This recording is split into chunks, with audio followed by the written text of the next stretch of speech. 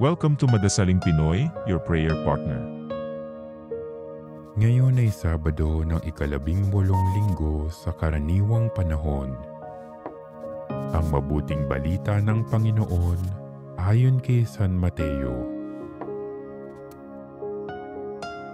Noong panahong iyon, lumapit ang isang lalaki, lumuhod sa harapan ni Jesus at ang sabi, "Ginoo, mahabag po kayo sa anak kong lalaki.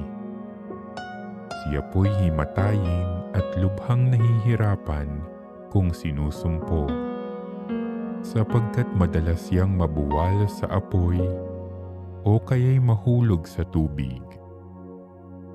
Dinala ko na siya sa inyong mga alagad, ngunit hindi nila mapagaling."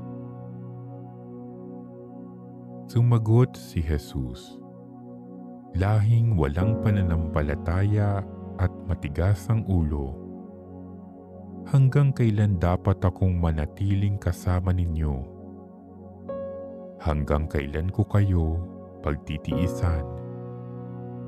Dalhin ninyo rito ang bata." Pinagwikaan ni Jesus ang demonyo at lumabas ito, at ang bata'y gumaling agad. Pagkatapos ay lumapit ang mga alagad kay Jesus at nagtanong nang walang ibang nakaririnig, "Bakit hindi po namin mapalayas ang demonyo?"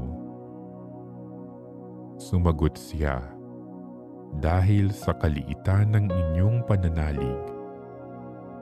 Sinasabi ko sa inyo, kung maging sinlaki man lamang ng butil ng mustasa ang inyong pananalig sa Diyos, masasabi ninyo sa bundok na ito, 'Lumipat ka roon,' at lilipat ito. Walang bagay na hindi ninyo mapangyayari." Ang mabuting balita ng Panginoon.